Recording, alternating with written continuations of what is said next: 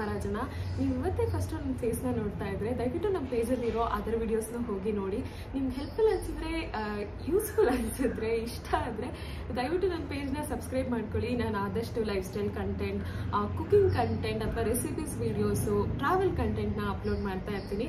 So I hope ನಿಮ್ಗೆ ಇಷ್ಟ ಆಗುತ್ತೆ ಅಂತ ಅನ್ಕೊಳ್ತಾ ಇದ್ದೀನಿ. ಇವತ್ತಿನ ವಿಡಿಯೋ ಬಂದ್ಬಿಟ್ಟು ನಾನು ಮೆಕ್ಸಿಕನ್ ರೈಸು, ಸಾಟೆಡ್ ವೆಜಿಟೇಬಲ್ಸ್ ಮತ್ತು ಪಾಲಕ್ ಚಿಕನ್ನ ತೋರಿಸ್ತಾ ಇದ್ದೀನಿ. ಸೊ ಹೆಂಗಿರುತ್ತೆ ಏನು ಅಂತ ಹೇಳ್ಬಿಟ್ಟು ನಾನು ತೋರಿಸ್ತೀನಿ. ಇದೊಂದು ಕಂಪ್ಲೀಟ್ ಲಂಚ್ ಮೀಲ್ ಅಂತ ಹೇಳ್ಬೋದು. ಸಖತ್ತಾಗಿ ಒಂದು ಬೆಸ್ಟ್ ನ್ಯೂಟ್ರಿಷಿಯಸ್ ಲಂಚ್ ಮೀಲ್ ಅಂತಲೇ ಹೇಳ್ಬೋದು. ತುಂಬಾ ಚೆನ್ನಾಗಿ ಅನಿಸುತ್ತೆ, ತುಂಬಾ ಟೇಸ್ಟಿಯಾಗಿ ಕೂಡ ಇರುತ್ತೆ. ಸೊ ನೀವು ಒಂದ್ಸರಿ ಟ್ರೈ ಮಾಡಿ, ನಿಮ್ಗೆ ಹೇಗೆ ಅನ್ನಿಸ್ತು ಅಂತ ನನಗೆ ಕಮೆಂಟ್ ಮೂಲಕ ತಿಳಿಸಿ. ಅದಕ್ಕೆ ಮುಂಚೆ ನೀವು ಇನ್ನೂ ನಮ್ಮ ಚಾನಲ್ನ ಸಬ್ಸ್ಕ್ರೈಬ್ ಆಗಿಲ್ಲ ಅಂದರೆ ದಯವಿಟ್ಟು ಸಬ್ಸ್ಕ್ರೈಬ್ ಆಗಿ. ಆ್ಯಂಡ್ ನಿಮಗೆ ವಿಡಿಯೋ ಇಷ್ಟ ಆದರೆ ಲೈಕ್ ಮಾಡೋದು ಮರಿಬೇಡಿ. ಸೊ ನಿಮ್ಗೆ ಯಾವುದಾದ್ರೂ ಏನಾದರೂ ವೀಡಿಯೋಸ್ ಬೇಕು, ಏನಾದರೂ ಇನ್ಫಾರ್ಮೇಷನ್ ಬೇಕು ಅಂದರೆ ಕಮೆಂಟ್ ಮೂಲಕ ಕೇಳಿ. ಹಾಗೆ ನಾನು ಇವತ್ತೊಂದು ಲಿಪ್ಸ್ಟಿಕ್ ಹಚ್ಕೊಂಡಿದ್ದೀನಿ. ಎಷ್ಟೊಂದು ಜನ ನನಗೆ ಇನ್ಸ್ಟಾಗ್ರಾಮಲ್ಲಿ ಲಿಪ್ಸ್ಟಿಕ್ ಶೇಡ್ನ ಕೇಳ್ತಾ ಇದ್ರಿ ಲಾಸ್ಟ್ ಟೈಮ್ ಹಾಕೊಂಡಾಗ. ಸೊ ನಿಮಗೆ ಇಂಟ್ರೆಸ್ಟ್ ಇದ್ದರೆ ನಾನು ಇನ್ನೊಂದು 2-3 ಡೇಸಲ್ಲಿ ನನ್ನ ಇನ್ಸ್ಟಾಗ್ರಾಮ್ ಪೇಜಲ್ಲಿ ಇದ್ರ ಮೇಲೆ ಒಂದು ರಿವ್ಯೂ ವಿಡಿಯೋ ಮಾಡ್ತೀನಿ. ಸೊ ಅದನ್ನ ಹೋಗಿ ಚೆಕ್ ಮಾಡ್ಕೋಬೋದು ನನ್ನ ಇನ್ಸ್ಟಾಗ್ರಾಮ್ ಚಾನಲ್ನ. ಸೊ ಬಿಫೋರ್ ಏನು ಈ ಡಿಲೇ ಮಾಡೋದಕ್ಕೆ ಮುಂಚೆ ವಿಡಿಯೋನ ಸ್ಟಾರ್ಟ್ ಮಾಡ್ಕೊಬೇಡ. Let's get start into the video. ಈಗ ನಾನು ಫಸ್ಟ್ ಇಲ್ಲಿ ಮೆಕ್ಸಿಕನ್ ರೈಸ್ನ ಮಾಡ್ತಾ ಇದ್ದೀನಿ. ತುಂಬಾ ಟೇಸ್ಟಿಯಾಗಿ ಬರುತ್ತೆ. ನೀವು ಬ್ರೇಕ್ಫಾಸ್ಟಿಗೆ ಅಥವಾ ಲಂಚ್ ಬಾಕ್ಸಿಗೆ ಅಂತ ಮಾಡಿ ಕಳಿಸ್ಬೋದು, ಅಥವಾ ಡಿನ್ನರ್ಗೆ ಸಮೇತ ಏನಾದರೂ ಮಾಡ್ಕೋಬೇಕಂದ್ರೆ ಸಿಂಪಲಾಗಿ ಆರಾಮಾಗಿ ಮಾಡ್ಕೋಬೋದು. ಈಸಿ ಆ್ಯಂಡ್ ಕ್ವಿಕ್ಕಾಗಿ ಆಗೋಗುತ್ತೆ. ಸೊ ಫಸ್ಟ್ ಇಲ್ಲಿ ನಾನು ಒಂದು ಪಾತ್ರೆಯಲ್ಲಿ ಸ್ವಲ್ಪ ಆಲಿವ್ ಆಯಿಲ್ನ ಹಾಕ್ಕೊತಾ ಇದ್ದೀನಿ. ನಿಮಗೆ ಯಾವ ಆಯಿಲ್ ಬೇಕಂದರೆ ಅದನ್ನ ಯೂಸ್ ಮಾಡ್ಕೋಬೋದು. ನಾನಿಲ್ಲಿ ಆಲಿವ್ ಆಯಿಲ್ ಹಾಕಿದ್ರೆ ಸ್ವಲ್ಪ ಟೇಸ್ಟ್ ಚೆನ್ನಾಗಿ ಅನಿಸುತ್ತೆ, ಡಿಫ್ರೆಂಟಾಗಿ ಅನಿಸುತ್ತೆ ಅಂತ ಹಾಕ್ಕೊತಾ ಇದ್ದೀನಿ. ಅದಾದ ನಂತರ ನಾನು ಸಣ್ಣದಾಗಿ ಹೆಚ್ಕೊಂಡಿರುವಂತಹ ಬೆಳ್ಳುಳ್ಳಿ ಇಲ್ಕ್ನ ಹಾಕೊತಾ ಇದ್ದೀನಿ. ಇಲ್ಲಿ ನಾನು 4-5 ಬೆಳ್ಳುಳ್ಳಿ ಇಲ್ಕ್ನ ಹೆಚ್ಚಿಟ್ಕೊಂಡಿರೋದನ್ನ ಹಾಕೊತಾ ಇದ್ದೀನಿ. ಈ ಬೆಳ್ಳುಳ್ಳಿ ಇಲ್ಕು ಬ್ರೌನ್ ಆಗೋವರೆಗೂ ಇದನ್ನ ನೀಟಾಗಿ ಹುರ್ಕೋಬೇಕು. ಬ್ರೌನ್ ಆದ ನಂತರ ನಾನಿಲ್ಲಿ 1 ಈರುಳ್ಳಿನ ಸಣ್ಣದಾಗಿ ಹೆಚ್ಚಿಟ್ಕೊಂಡಿದ್ದೀನಿ. ಆ ಈರುಳ್ಳಿನ ಇದಕ್ಕೆ ಸೇರಿಸ್ಕೊಂಡು ಆ ಈರುಳ್ಳಿ ಎಲ್ಲ ಸ್ವಲ್ಪ ಕೆಂಪಗಾಗೋವರೆಗೂ ನೀಟಾಗಿ ಫ್ರೈ ಮಾಡ್ಕೊತಾ ಇದ್ದೀನಿ. ನಂತರ ನಾನಿಲ್ಲಿ ಮೇಯ್ನಾಗಿ ಇದಕ್ಕೆ ಬೆಲ್ ಪೆಪ್ಪರ್ಸ್ನ ಆ್ಯಡ್ ಮಾಡ್ತಾರೆ. ಆ ಬೆಲ್ ಪೆಪ್ಪರ್ನ ಯೂಸ್ ಮಾಡ್ಕೊತಾ ಇದ್ದೀನಿ. ಸೊ ನಾನಿಲ್ಲಿ 1 ಕಪ್ ಆಗೋಷ್ಟು ಯೆಲ್ಲೋ ಕಲರು ಮತ್ತು ರೆಡ್ ಕಲರು ಹಾಗೆ ಗ್ರೀನ್ ಕಲರು ಬೆಲ್ ಪೆಪ್ಪರ್ಸ್ನ ತೊಗೊತಾ ಇದ್ದೀನಿ, ಅಥವಾ ಕ್ಯಾಪ್ಸಿಕಮ್ ಅಂತ ಕರ್ಕೋಬೋದು. ಸೊ ಅದನ್ನ ತೊಗೊತಾ ಇದ್ದೀನಿ. 1 ಕಪ್ ಆಗೋಷ್ಟು ನಾನು ಎಲ್ಲದನ್ನು ಸಣ್ಣದಾಗಿ ಹೆಚ್ಚಿಟ್ಕೊಂಡಿದ್ದೀನಿ. 3 ಕೂಡ ಸ್ವಲ್ಪ ತೊಗೊಂಡು 1 ಕಪ್ ಆಗೋಷ್ಟು ಸಣ್ಣದಾಗಿ ಹೆಚ್ಚಿಟ್ಕೊಂಡು ಅದನ್ನ ನಾನು ಇದಕ್ಕೆ ಸೇರಿಸ್ಕೊತಾ ಇದ್ದೀನಿ. ಇದು ಕೂಡ ಸ್ವಲ್ಪ ನೀಟಾಗಿ ಫ್ರೈ ಆಗೋವರೆಗೂ ಒಂದು 5 ನಿಮಿಷ ಅಷ್ಟು ನೀಟಾಗಿ ಫ್ರೈ ಆಗೋವರೆಗೂ ಹುರ್ಕೊ. ಇದಾದಮೇಲೆ ನಾನಿಲ್ಲಿ ಒಂದು ದಪ್ಪು ಟೊಮೊಟೊನ ನೀಟಾಗಿ ನಾನು ಮಿಕ್ಸಿ ಮಾಡ್ಕೊಬಂದು ಪೇಸ್ಟ್ ಥರ ಮಾಡ್ಕೊಬಂದು ಇದಕ್ಕೆ ಸೇರಿಸ್ಕೊತಾ ಇದ್ದೀನಿ. 1-2 ಟೊಮೊಟೊ ಕೂಡ ಸೇರಿಸ್ಕೋಬೋದು, ಮೀಡಿಯಮ್ ಸೈಜಿಂದು. ತುಂಬಾ ಟೇಸ್ಟ್ ಚೆನ್ನಾಗಾಗುತ್ತೆ ನೀವು ಟೊಮೊಟೊ ಜಾಸ್ತಿ ಹಾಕೊಂಡ್ರು ಕೂಡ. ಇದಾದಮೇಲೆ ಟೊಮೊಟೊ ಸ್ವಲ್ಪ ಎಲ್ಲ ನೀಟಾಗಿ ಫ್ರೈ ಆಗೋವರೆಗೂ ನೀಟಾಗಿ ಇದನ್ನ ಫ್ರೈ ಮಾಡ್ಕೋಬೇಕು ಅಂತ ತಿರ್ಗಿಸ್ಕೊತಾ. ಅದಾದ ನಂತರ ನಾನಿಲ್ಲಿ ಬೇಯಿಸ್ಕೊಂಡಿರುವಂತಹ ಏನು ಕಾರ್ನು ಮತ್ತು ಪೀಸ್ ಹಾಕೊತಾ ಇದ್ದೀನಿ. ಬಟಾಣಿ ಹಾಕೊತಾ ಇದ್ದೀನಿ. ಕಾರ್ನ್ ಮತ್ತು ಬಟಾಣಿನ ಇಲ್ಲಿ ಬೇಯಿಸಿಟ್ಕೊಂಡು ಹಾಕೊತಾ ಇದ್ದೀನಿ. ಇದು ಕೂಡ 1 ಕಪ್ ಆಗೋಷ್ಟು ತೊಗೊಂಡಿದ್ದೀನಿ, ಎರಡನ್ನೂ ಸೇರಿಸಿ.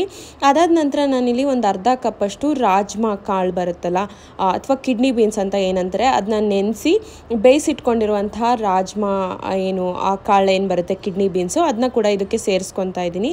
ಸೊ ಇದೆಲ್ಲದನ್ನು ನೀಟಾಗಿ ಸ್ವಲ್ಪ ಫ್ರೈ ಮಾಡ್ಕೋಬೇಕು. ಇದಾದ ನಂತರ ನಾನಿಲ್ಲಿ ಸ್ಪೈಸಸ್ನ ಆ್ಯಡ್ ಮಾಡ್ತಾ ಇದ್ದೀನಿ. ಫಸ್ಟಿಲ್ಲಿ ನಾನು ಮಿಕ್ಸ್ಡ್ ಹರ್ಬ್ಸ್ನ ಯೂಸ್ ಮಾಡ್ತಾ ಇದ್ದೀನಿ. ಸೊ ಇದನ್ನು ಒಂದು ಅರ್ಧ ಸ್ಪೂನಷ್ಟು ಯೂಸ್ ಮಾಡ್ಕೋಬೋದು, ಅಥವಾ ನಿಮ್ಗೆ ಎಷ್ಟು ಬೇಕು ಟೇಸ್ಟಿಗೆ ನೋಡ್ಕೊಂಡು ಹಾಕೋಬೋದು. ಇಷ್ಟೇ ಹಾಕೋಬೇಕು ಅಂತ ಏನಿಲ್ಲ. ಇದಾದ ನಂತರ ನಾನು ಇಲ್ಲೊಂದು ತಂದೂರಿ ಸ್ಪೈಸ್ ಮಿಕ್ಸ್ ಅಂತ ಬರುತ್ತೆ. ನಾನು ಇದನ್ನು ಹೊಸದಾಗಿ ಸ್ಪೈಸಸ್ನ ತಂದಿಟ್ಕೊಂಡಿದ್ದೀನಿ. ನಾನು ಲಾಸ್ಟ್ ವೀಡಿಯೋದಲ್ಲಿ ತೋರಿಸ್ತೀನಿ ನೆಕ್ಸ್ಟ್ ವೀಡಿಯೋದಲ್ಲಿ ಅಂತ ಹೇಳಿದ್ದೆ, ಬಟ್ ತೋರ್ಸೋಕ್ಕಾಗಿಲ್ಲ, ಸಾರಿ.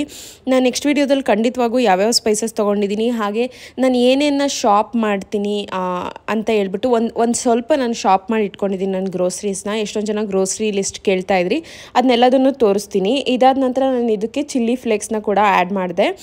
ಸೊ ಇದೆಲ್ಲದನ್ನು ನೀಟಾಗಿ ಮಿಕ್ಸ್ ಮಾಡಿಬಿಟ್ಟು ಇವಾಗ ನಾನು 1 ಕಪ್ ಅಷ್ಟು ರೈಸ್ನ ನಾನು ರೈಸ್ ಮಾಡಿ ಇಟ್ಕೊಂಡಿದ್ದೀನಿ. ಆ ರೈಸ್ನ ತೊಗೊಬಂದು ಇದಕ್ಕೆ ಮಿಕ್ಸ್ ಮಾಡ್ತೀನಿ. ಸೊ ಎಲ್ಲದನ್ನು ನೀಟಾಗಿ ಕಲಿಸಿದ್ರೆ ಇಷ್ಟೇ ಟೇಸ್ಟಿ ಆಗಿರುವಂತಹ ಟೇಸ್ಟಿ ಒಂದೇ ಅಲ್ಲ, ಇದು ಹೆಲ್ದಿ ಕೂಡ. ಯು ಕ್ಯಾನ್ ಸಿ ಇದರಲ್ಲಿ ಎಲ್ಲ ಥರ ಏನು ವೆಜಿಟೇಬಲ್ಸ್ ಇರ್ಬೋದು, ಪ್ರೋಟೀನ್ ಇರ್ಬೋದು, ಏನು ಪೀಸ್ ಮತ್ತು ರಾಜ್ಮಾಯಿಂದ ಪ್ರೋಟೀನ್ ಸಿಗುತ್ತಾ, ಹಾಗೆ ವೆಜಿಟೇಬಲ್ಸಿಂದ ಒಳ್ಳೆ ಫೈಬರ್ ಸಿಗುತ್ತಾ, ಹಾಗೆ ರೈಸಿಂದ ಕಾರ್ಬ್ಸ್ ಕೂಡ ಚೆನ್ನಾಗಿ ಸಿಗುತ್ತೆ. ಸೊ ಇದೊಂದು ಕಂಪ್ಲೀಟ್ ಪರ್ಫೆಕ್ಟ್ ಮೀಲ್ ಅಂತಲೇ ಹೇಳ್ಬೋದು. ಸೊ ಹಾಗಾಗಿ ಇವಾಗ ನಾನು ರೈಸ್ ಮಿಕ್ಸ್ ಮಾಡಿ ಎಲ್ಲದನ್ನು ರೆಡಿ ಆಗೋಯ್ತು. ನೀವು ನೋಡ್ಬೋದು ತುಂಬಾ ಟೇಸ್ಟಿಯಾಗಿರುತ್ತೆ. ಬಿಲೀವ್ ಇಟ್ ಆರ್ ನಾಟ್, ಒಂದು ಸರಿ ಟ್ರೈ ಮಾಡಿ, ಡೆಫಿನೆಟಾಗಿ ಇಷ್ಟಪಡ್ತೀರಾ. ಸೊ ಒಂದಿದ್ರೂ ಒಂದಿಲ್ಲ ಅಂದರೂ ನಡೆಯುತ್ತೆ, ಬಟ್ ಟ್ರೈ ಮಾಡಿ ನೋಡಿ, ಸಖತ್ತಾಗಿ ಬರುತ್ತೆ ಮಾತ್ರ ಟೇಸ್ಟು. ಹೆಂಗಿತ್ತು ಅಂತ ಹೇಳಿ ನೀವು ಟ್ರೈ ಮಾಡಿದ್ರೆ ಐ ಹೋಪ್ ನೀವು ಟ್ರೈ ಮಾಡ್ತೀರಾ ಅಂತ ಅಂದ್ಕೊಂಡಿದ್ದೀನಿ. ನಿಮಗೆ ಯಾವುದಾದ್ರೂ ಬೇರೆ ಥರ ರೆಸಿಪೀಸ್ ಬೇಕಂದ್ರೂ ಕೂಡ ಕಮೆಂಟ್ ಸೆಕ್ಷನಲ್ಲಿ ನನಗೆ ಕಮೆಂಟ್ ಮಾಡಿ ತಿಳಿಸಿ. ಹಾಗೆ ನನ್ನ ಅದರ್ ವೀಡಿಯೋಸ್ನೂ ಹೋಗಿ ಚೆಕ್ ಮಾಡಿ, ಯಾವ್ದಾದ್ರು ರೆಸಿಪೀಸ್ ಬೇಕೆಂದರೆ ನಿಮಗೆ ನೋಡಿ, ನಿಮ್ಗೆ ಇಷ್ಟ ಆದರೆ ಟ್ರೈ ಮಾಡಿ. ಸೊ ಇದಾದ ನಂತರ ಇದ್ರ ಜೊತೆಗೆ ನಾನಿಲ್ಲಿ ಪಾಲಕ್ ಚಿಕನ್ನ ಕೂಡ ಮಾಡ್ತಾಯಿದ್ದೀನಿ ಇವತ್ತು. ನಾನು ಒನ್ ಟೈಪ್ ಆಫ್ ಪಾಲಕ್ ಚಿಕನ್ನ ಹೆಂಗೆ ಮಾಡ್ಬೋದು ಅಂತೇಳಿ ಇಲ್ಲಿ ತೋರಿಸ್ತೀನಿ. ಇನ್ನೊಂದು ಟೈಪ್ ಯಾವಾಗಾದರೂ ನೆಕ್ಸ್ಟ್ ಟೈಮ್ ತೋರಿಸ್ತೀನಿ. ಸೊ ಇಲ್ಲಿ ನಾನು ಒಂದು ಪಾತ್ರೆಯಲ್ಲಿ ಆಯಿಲ್ ಹಾಕೊಬಿಟ್ಟು ಎಣ್ಣೆ ಕಾದ ನಂತರ ನಾನಿಲ್ಲಿ ಈರುಳ್ಳಿನ ಹಾಕ್ಕೊತಾ ಇದ್ದೀನಿ. ಒಂದು ದಪ್ಪ ಈರುಳ್ಳಿನ ಕಟ್ ಮಾಡಿಬಿಟ್ಟು ಚಿಕ್ಕದಾಗಿ ಹೆಚ್ಚಿಟ್ಕೊಂಡು ಇದಕ್ಕೆ ಸೇರಿಸ್ಕೊತಾ ಇದ್ದೀನಿ. ಅದಾದ ನಂತರ ಈರುಳ್ಳಿ ಸ್ವಲ್ಪ ಕೆಂಪುಗಾಗೋವರೆಗೂ ನಾನು 1 ಟೇಬಲ್ ಸ್ಪೂನ್ ಅಷ್ಟು ಶುಂಠಿ ಬೆಳ್ಳುಳ್ಳಿ ಪೇಸ್ಟ್ನ ಹಾಕ್ಕೊತಾ ಇದ್ದೀನಿ. ನಾನು ಯೂಶಲಿ ಯಾವಾಗಲೂ ಶುಂಠಿ ಬೆಳ್ಳುಳ್ಳಿ ಪೇಸ್ಟ್ನೆಲ್ಲ ಆವಾಗ ನಾನು ರುಬ್ಕೊಂಬಿಟ್ಟು ಹಾಕ್ಕೊತೀನಿ. ನಾನು ಹೇಳ್ದಂಗೆ ನಮ್ಮ ಮನೇಲಿ ಫ್ರಿಜ್ ಯೂಸ್ ಮಾಡ್ದಲೇ ಇರೋದ್ರಿಂದ ನಾನು ಯಾವುದನ್ನೇ ಸ್ಟೋರ್ ಮಾಡಿ ಇಟ್ಕೊಳ್ಳಲ್ಲ. ಹಾಗೆ ನಾನು ಈ ಥರ ಶುಂಠಿ ಬೆಳ್ಳುಳ್ಳಿ ಎಲ್ಲ ಅಂಗಡಿನಲ್ಲಿ ಪೇಸ್ಟ್ ಬರುತ್ತಲ್ಲ ಅದನ್ನು ಕೂಡ ತಂದು ಹಾಕಲ್ಲ. ತುಂಬಾ ಈಸಿ, ಮನೇಲಿ ಆರಾಮಾಗಿ ಮಾಡ್ಕೋಬೋದು, ಫ್ರೆಶ್ ಕೂಡ ಇರುತ್ತೆ. ಸೊ ನಾನು ಹಂಗಾಗಿ ಮನೇಲೇ ಯೂಸ್ ಮಾಡ್ಕೊತೀನಿ, ಅಂದರೆ ಮನೇಲೇ ಮಾಡಿಕೊಂಡು ಯೂಸ್ ಮಾಡ್ಕೊತೀನಿ. ಸೊ ಇವಾಗ ಇದಕ್ಕೆ ಆ್ಯಡ್ ಮಾಡಿಕೊಂಡು ಅದು ಸ್ವಲ್ಪ ನೀಟಾಗಿ ಸ್ವಲ್ಪ ನೀರೆಲ್ಲ ಹೋಗೋವರೆಗೂ ನೀಟಾಗಿ ಹುರ್ಕೊತಾ ಇದ್ದೀನಿ. ಇದಾದ ನಂತರ ನಾನು ಒಂದು ಅರ್ಧ kg ಅಷ್ಟು ಚಿಕನ್ನ ಸೇರಿಸ್ಕೊತಾ ಇದ್ದೀನಿ. ನಾನಿಲ್ಲಿ ಇದು ಕರಿ ಕಟ್ ಪೀಸಸ್ ಅಂತ ಬರುತ್ತಲ್ಲ ಆ ಥರ ಚಿಕನ್ನ, ಸಾಫ್ಟ್ ಇರೋವಂಥ ಚಿಕನ್ನ ಇದಕ್ಕೆ ಸೇರಿಸ್ಕೊತಾ ಇದ್ದೀನಿ. ಯಾವ ಥರ ಚಿಕನ್ ಬೇಕಾದರೂ ಯೂಸ್ ಮಾಡ್ಕೋಬೋದು. ನಾವು ಒಂದೊಂದು ದಿನ ಒಂದೊಂದು ಥರ ಚಿಕನ್ನ ಯೂಸ್ ಮಾಡ್ಕೊತೀವಿ. ಇವತ್ತು ಈ ಥರ ಕರಿ ಕಟ್ ಪೀಸಸ್ ಬರುತ್ತಲ್ಲ ಚಿಕನ್ನು, ಅದನ್ನು ನಾನು ಇದಕ್ಕೆ ಸೇರಿಸ್ಕೊಂಡಿದ್ದೀನಿ. ಇದಾದ ನಂತರ ನಾನಿಲ್ಲಿ ಒಂದು ಅರ್ಧ ಸ್ಪೂನಷ್ಟು ಅಥವಾ ರುಚಿಗೆ ತಕ್ಕಷ್ಟು ನಾನು ಉಪ್ಪನ್ನ ಸೇರಿಸ್ಕೊತಾ ಇದ್ದೀನಿ. ನೀವು ಉಪ್ಪನ್ನ ನೋಡ್ಕೊಂಡು ಹಾಕೋಬೋದು. ನಾನು ಇವಾಗ ಸುಮ್ಮನೆ ಸ್ವಲ್ಪ ಉಪ್ಪು ಹಾಕೊಂಡಿರ್ತೀನಿ ಚಿಕನಿಗೆಲ್ಲ ಉಪ್ಪಿಡಿಲಿ ಅಂತ ಹೇಳ್ಬಿಟ್ಟು. ಆಮೇಲೆ ಟೇಸ್ಟ್ ನೋಡ್ಬಿಟ್ಟು ಎಷ್ಟು ಬೇಕೋ ಅಷ್ಟು ಉಪ್ಪನ್ನ ನಾವು ಸೇರಿಸ್ಕೋಬೋದು. ಸೊ ಯೂಶಲಿ ಹಂಗೆ ಮಾಡಿದ್ರೆ ಬೆಟರು, ಬಿಕಾಸ್ ತೀರೋ ಉಪ್ಪು ಜಾಸ್ತಿ ಆದರೆ ತಿನ್ನೋಕ್ಕಾಗಲ್ಲ. ಉಪ್ಪು ಕಡಿಮೆ ಇದ್ದರೆ ಬೇಕಾದರೆ ಇನ್ನೊಂದು ಸ್ವಲ್ಪ ಉಪ್ಪು ಸೇರಿಸ್ಕೊಂಡು ತಿನ್ಬಿಡ್ಬೋದು. ಉಪ್ಪು ಜಾಸ್ತಿ ಆದರೆ ಡೆಫಿನೆಟ್ಲಿ ಒಂಥರ ಹಿಂಸೆ ಆಗುತ್ತೆ. ಸೊ ಉಪ್ಪನ್ನ ಹಾಕ್ಬಿಟ್ಟು ನಾನು ಈ ಥರ ಒಂದು ಲಿಡ್ನ ಕವರ್ ಮಾಡಿಬಿಟ್ಟು ಸೈಡಿಗೆ ಎತ್ತಿಡ್ತಾ ಇದ್ದೀನಿ. ನಾನು ಆ್ಯಕ್ಚುಲಿ ನೀವು ನೋಡ್ತಾ ಇರ್ಬೋದು ಪಕ್ಕದಲ್ಲಿ ನಾನು ಮೆಕ್ಸಿಕನ್ ರೈಸ್ನ ಮಾಡ್ತಾಯಿದ್ದೆ. ಬಿಕಾಸ್ ನಾನು ಇಲ್ಲಿಟ್ಕೊಂಡು ಒಂದೇ ಸರಿ ಎರಡನ್ನೂ ಹೇಳ್ಕೊಡ್ತೀನಿ, ಅವಾಗ ನಿಮಗೆ ನೀಟಾಗಿ ಅರ್ಥ ಆಗುತ್ತೆ ಅಂತ ಹೇಳ್ಬಿಟ್ಟು ನಾನು ಕ್ಲಿಪ್ಸ್ನ ಚೇಂಜ್ ಮಾಡಿಬಿಟ್ಟು ಹೇಳ್ಕೊಡ್ತೀನಿ. ಸೊ ಅದಾದ ನಂತರ ನಾನು ಇಲ್ಲಿ ಚಿಕನ್ ಬೆಂದ ನಂತರ ಇದಕ್ಕೆ ಒಂದು ಅರ್ಧ ಸ್ಪೂನಷ್ಟು ಅರಿಶಿನ, ಹಾಗೆ ಒಂದು ಅರ್ಧ ಸ್ಪೂನಷ್ಟು ನಾನು ಖಾರದ ಪುಡಿ ಬರುತ್ತಲ್ಲ, ಕಾಶ್ಮೀರಿ ರೆಡ್ ಚಿಲ್ಲಿ ಪೌಡರ್ ಅಂತ, ಅದನ್ನ ಸುಮ್ಮನೆ ನಾನು ಒಂಥರ ಕಲರ್ ಬರೋದಕ್ಕೋಸ್ಕರ ಹಾಕ್ಕೊತಾ ಇದ್ದೀನಿ ಅಷ್ಟೇ. ಅದು ಕಲರ್ ಎನ್ಹಾನ್ಸ್ ಮಾಡುತ್ತೆ. ನಿಮಗೆ ಇದ್ದರೆ ಹಾಕೋಬೋದು, ಇಲ್ಲ ಅಂದರೂ ನಡೆಯುತ್ತೆ. ನಾರ್ಮಲ್ ಖಾರದ ಪುಡಿ ಸೇರಿಸ್ಕೋಬೋದು, ಇದನ್ನು ಹಾಕೋಕ್ಕೆ ಹೋಗಬೇಡಿ. ಸೊ ಇದಾದ ನಂತರ ಒಂದು 3/4 ಸ್ಪೂನಷ್ಟು ನಾನಿಲ್ಲಿ ಗರಂ ಮಸಾಲ ಬರುತ್ತಲ್ಲ ಅದನ್ನ ಸೇರಿಸ್ಕೊತಾ ಇದ್ದೀನಿ. ಸೊ ನೀವು ಮನೇಲಿ ಮಾಡಿರೋ ಗರಂ ಮಸಾಲ ಆದರೂ ಹಾಕ್ಕೋಬೋದು, ಅಥವಾ ಅಂಗಡಿನಲ್ಲಿ ತಂದಿರೋ ಗರಂ ಮಸಾಲ ಆದರೂ ಹಾಕ್ಕೋಬೋದು. ನಿಮಗೆ ಮನೇಲಿ ಗರಂ ಮಸಾಲ ಹೇಗೆ ಮಾಡೋದು ಅಂತ ಏನಾದರೂ ರೆಸಿಪಿ ಬೇಕಿದ್ದರೆ ಕೇಳಿ, ನೆಕ್ಸ್ಟ್ ಟೈಮ್ ನಾನು ತೋರಿಸ್ಕೊಡ್ತೀನಿ. ಸೊ ಇದನ್ನೆಲ್ಲ ನೀಟಾಗಿ ಈ ಥರ ಕಲಿಸ್ಕೊತಾ ಇದ್ದೀನಿ. ನಾನು ಯಾವಾಗಲೂ ಸ್ಪೈಸಸ್ನ ಹಾಕಬೇಕಾದ್ರೆ ಉರಿ ಕಡಿಮೆ ಇಟ್ಟು ಹಾಕ್ಕೊಂಡ್ರೆ ಸ್ಪೈಸಸ್ ಸಿಯಲ್ಲ. ಆ ಸ್ಪೈಸಸ್ ಎಲ್ಲ ಒಂಥರ ಸೀದ್ಬಿಟ್ರೆ ಟೇಸ್ಟೇ ಚೇಂಜ್ ಆಗಿ ಹೋಗ್ಬಿಡುತ್ತೆ. ಸೊ ಇದಾದ ನಂತರ ಇದನ್ನ ನೀಟಾಗಿ ನಾನು ಕಲಿಸ್ಬಿಟ್ಟು ಇದಕ್ಕೆ ನಾನು ಒಂದು ಸಣ್ಣಗೆ ಹೆಚ್ಚಿರೋ ಅಂಥ ಟೊಮೊಟೊನ ಹಾಕ್ಕೊತಾ ಇದ್ದೀನಿ. ಒಂದು ಮೀಡಿಯಮ್ ಸೈಜ್ ಟೊಮೊಟೊ ಇದು. ಸೊ ಈ ಟೊಮೊಟೊ ಹಾಕಿದ ನಂತರ ನಾನು ಇದಕ್ಕೆ ಸ್ವಲ್ಪ ನೀರು ಸೇರಿಸ್ಕೊಂಬಿಟ್ಟು ಒಂದು ಕಪ್ಪಷ್ಟು ನೀರು ಸೇರಿಸ್ಕೊಂಬಿಟ್ಟು ಲಿಡ್ ಕ್ಲೋಸ್ ಮಾಡಿಬಿಟ್ಟು ಸ್ವಲ್ಪ ಹೊತ್ತು ಚೆನ್ನಾಗಿ ಬೇಯ್ಕೊಳ್ಳಿ. ಚಿಕನ್ ಎಲ್ಲ ಬೆಂದೋಗಬೇಕು, ಅಲ್ಲಿವರೆಗೂ ನಾನು ಮುಚ್ಚಿಡ್ತಾ ಇದ್ದೀನಿ. ನೀವು ನೋಡ್ಕೊಂಡು ಬೇಯಿಸ್ಕೋಬೋದು ಎಷ್ಟು ಬೇಕು ಅಂತ ಹೇಳ್ಬಿಟ್ಟು. ಅದಾದ ನಂತರ ನಾನಿಲ್ಲಿ ನೀಟಾಗಿ ಮುಚ್ಚಿಡ್ತಾ ಇದ್ದೀನಿ. ಇದು ಸ್ವಲ್ಪ ಹೊತ್ತು ಬೆಂದ ನಂತರ ನಾನು ಇದನ್ನು ಓಪನ್ ಮಾಡಿಬಿಟ್ಟು ಸ್ವಲ್ಪ ನಾನು ಕೊತ್ತಂಬರಿ ಸೊಪ್ಪನ್ನ ಸೇರಿಸ್ಬಿಟ್ಟು ಇದಕ್ಕೆ, ಅದಾದ ನಂತರ ಒಂದು 2 ಮೆಣಸಿನ್ಕಾಯಿನ, ಹೆಚ್ಚಿರೋಂಥ ಮೆಣಸಿನ್ಕಾಯಿನ ಸೇರಿಸ್ಬಿಟ್ಟು ಮತ್ತೆ ಮುಚ್ಚಿಡ್ತಾ ಇದ್ದೀನಿ. ಸೊ ಇದು ಸ್ವಲ್ಪ ಹೊತ್ತು ಚೆನ್ನಾಗಿ ಬೆಂದ ನಂತರ ನೀವಿಲ್ಲಿ ನೋಡ್ಬೋದು, ನಾನು ಒಂದು ಕಟ್ಟಷ್ಟು ಪಾಲಕ್ನ ಸಣ್ಣದಾಗಿ ಹೆಚ್ಕೊಂಡ್ಬಿಟ್ಟು ಇದಕ್ಕೆ ಸೇರಿಸ್ಕೊತಾ ಇದ್ದೀನಿ. ನೀವು ಒಂದು ನಾರ್ಮಲ್ ಕಟ್ ಬರುತ್ತಲ್ಲ ಪಾಲಕ್ಕು, ಅಷ್ಟನ್ನ ತೊಗೊಬೋದು. ನೀವು ನೋಡ್ಕೋಬೋದು, ಇದರಲ್ಲಿ ನಿಮಗೆ ಗೊತ್ತಾಗುತ್ತೆ ಅಳತೆ ಎಷ್ಟಿದೆ ಅಂತೇಳ್ಬಿಟ್ಟು. ಅದನ್ನ ಸೇರಿಸ್ಕೊಂಬಿಟ್ಟು ನಾನು ಸ್ವಲ್ಪ ಹೊತ್ತು ಬೇಯೋದಕ್ಕೆ ಅಂತೇಳ್ಬಿಟ್ಟು ಲಿಡ್ ಕ್ಲೋಸ್ ಮಾಡಿಬಿಟ್ಟು ಮುಚ್ಚಿಡ್ತಾ ಇದ್ದೀನಿ. ಸೊ ಇಷ್ಟೇ ನೋಡಿ, ಪಾಲಕ್ ಚಿಕನ್ ರೆಡಿ ಆಗೋಯ್ತು. Healthy and tasty, ಸಕ್ಕತ್ತಾಗಿರುತ್ತೆ.